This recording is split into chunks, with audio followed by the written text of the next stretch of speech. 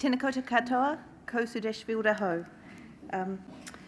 Our next speaker already has a bio that defies her age. She's the co-founder of Climate Change Collective for the Culture, speaking up for Pacific voices and interests, an accomplished spoken word poet, winner of the New Zealand Storytellers competition for her piece Waiting for Water.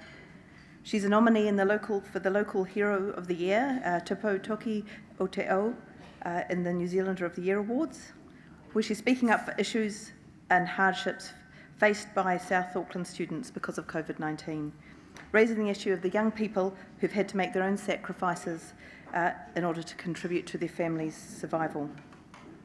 She even asked Judith Collins and Jacinda Ardern a question in the leaders' debate about their proposed action on that topic. Head girl for Werry College last year and now just starting her university career, and she's already using her success to encourage her community, Southside, that they can do it too. Leadership just emanates from her. She gives me enormous hope for the future. She's just 18. Werry Workforce Whāraurau is really grateful to her and to her gorgeous parents that they've made themselves available to join us here today. I'm really honoured to introduce Aigagalefili Fepulea'i Tapua'i, known as Philly. Talofa lava.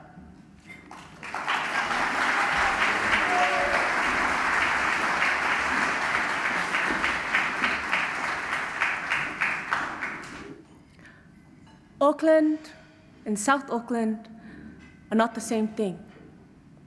When I realized that no place outside of Southside would want to pronounce my name properly, I scraped it off their tongues. So now all they do is spit on us instead, and still. Haven't my ancestors' screams been muffled between textbook pages still? Didn't a white teacher at my school call us nothing more than typical South Auckland crap? Aren't I lucky I wasn't born when the dawns were raided still? My South Auckland. Red and blue runs through your streets in the forms of bandanas, flags and flashing lights. So much so that everyone chooses to forget what the color of our sun looks like. Shine flashlights in our brown boys' eyes so much that I can never forget what the color of our suns look like. While our daughters become mothers to their siblings so young, while their parents work shifts at night. And the media won't focus on that, but will focus on we'll call it street fight. Everyone loves to point fingers, but I guess no one can afford the time to ask why. And I've spent my life growing up in schools where I had more friends with no lunch than friends who were eating.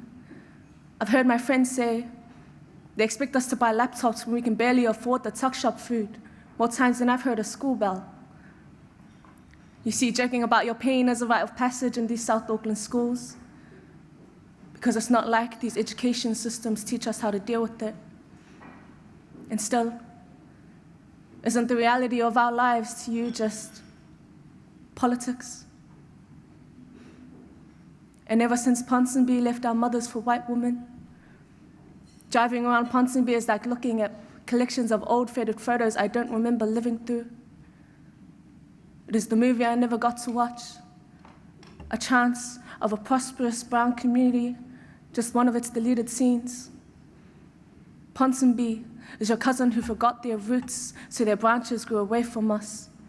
But still, in South Auckland, family is still family.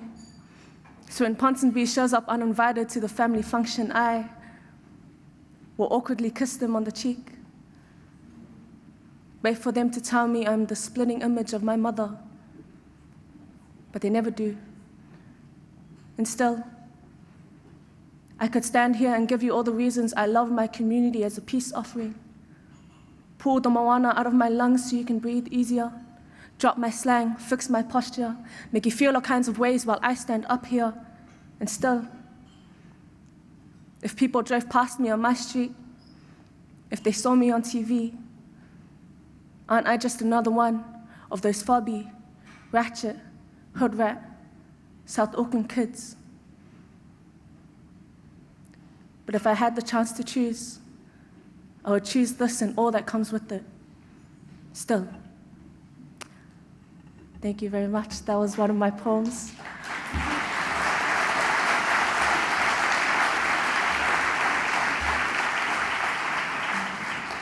That was my poem entitled 275 Love Letters to Southside. And I thought I should start with that first because it explains very much what I'm about to say. Where I come from, the statistics show that out of every 10 high schoolers in a low decile school, only 3 of them will go on to tertiary study. Out of those 3, only 1 will graduate. Where I come from, we're taught that to make it in life, you have to make it outside of the hood. From the age we're old enough to watch TV, we're made to feel like all we're capable of are the negative depictions of brown people we see. Before we're even old enough to know who we are, we're taught to hate the things about ourselves we can't change. We're laughed at for being hood rats, but if we put proud in front of it, suddenly it's a problem. And so with the work that I do, so many people tell me I'm brave. I'm brave for standing here, I'm brave for speaking up. But I've begun to wonder why it is that our children have to be brave just to be themselves. I've begun to wonder, why is it that we live in a country where our children in the most vulnerable communities, some of the most targeted communities, to be themselves, they must be brave. It implies that it's something hard to do, something that has been made hard for them. And so where I'm from, my peers, they ask me, how do you do it? How do you get up and speak? And I get shocked because I'm looking at my why right in front of me, and yet they're asking me what my why is. A lot of the youth that we work with, they don't believe that they can be leaders. They don't believe that they're supposed to come to spaces like this. They believe in the statistics. But those statistics, they don't tell the stories. The stories of, like you might have heard, our youth that had to drop out during COVID-19, during the pandemic and work for their families. Our youth who I know work endless night shifts, who look after numerous siblings. Those won't be found in the statistics. And so one of the reasons why I'm able to come up here and talk is because I know that it's a privilege to be on the stage and it's a privilege to talk to you. It is a privilege to come and talk about stories that are not only my own, but a part of a shared collective. And each and every one of us in this room, we have stories of our own. No matter what community you come from, there are giants whose shoulders you stand on.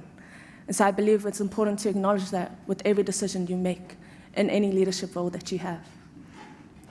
In saying that, sometimes it can be terrifying, and sometimes I don't find myself brave. I don't think that doing the right thing is something that you should be applauded for. I feel like it's something you just do. There's a Samoan proverb to back this up, similar to what Tina said, which says, "O le alo I le pule o le tautua." The pathway to leadership is service. And when you're in service of other people, you're not leading from the front, you're leading from the back. And it's so inspiring, the things you see when you actually look at who's around you and who depends on you, not only depends on you, but draws inspiration from you. And when I find myself in these positions of leadership, where there are people younger than me who look up to me and see that these are pathways that they can go through, people who go through things I may have not experienced, people who have gone through things I have experienced. It's such an honor. And sometimes, with the hecticness of this world, you begin to forget how much of an honor that is. And you begin to forget how much of an impact your decisions have. Sometimes people say, is it not scary? But I believe the comfort of people who don't understand our stories is never more important than the safety of those who do. At its simplest level, the reason for why I do my work is that I want us to survive. As a climate activist, I want our islands not to sink. As someone from South Auckland, I want our descendants to have better opportunities. It's not just about surviving, it's about thriving. And it's not just about thriving, it's about having the freedom to live. And so I think the fear is never more important than the freedom. The freedom to be able to exist authentically, the freedom to be able to go out into the community and not have to feel like you need to be brave to be who you are. that you need to come and have so much courage just to exist. And I do believe there'll come a day where it won't be like that, not just for our youth in South Auckland, but our youth all over the country. And so my why would definitely be, at its simplest point, the survival of our youth. And I believe it's a process that goes on for generations.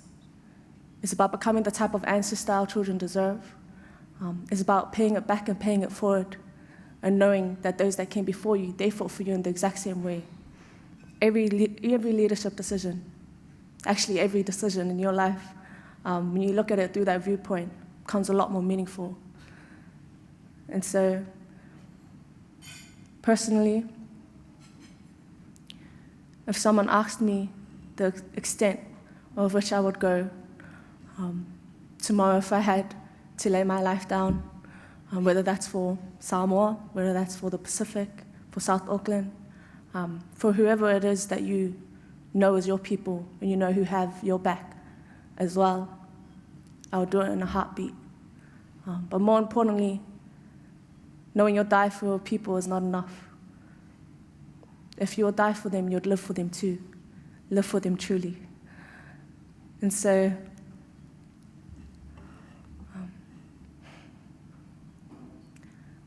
for a lot of our children, being able to get to that point of confidence is a process of not just learning, but unlearning. Unlearning all the negative things they've had been conditioned into believing. And that process is a scary process. It is not one that is supported enough. It is not one that many children feel like they have the access to or the knowledge to be able to go through. But I believe it is one that with the right decision-making and the right leaders, that can be accomplished. This work is not work. It's life itself. It's intangible. And in all honesty,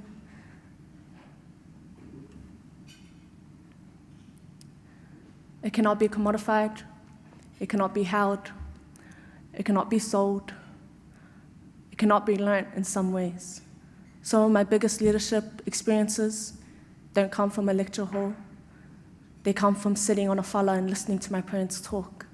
They come from listening to the stories of my peers, to their laughs and their experiences and the things that they're sharing with me unknowingly.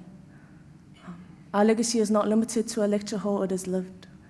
And so to be able to live that, I believe, is such a beautiful experience, and one that every leader should be open to. Experiences outside of yourselves and experiences of your own. And so I just want to say thank you for giving me this opportunity to talk. Thank you to everyone here today for listening and being open.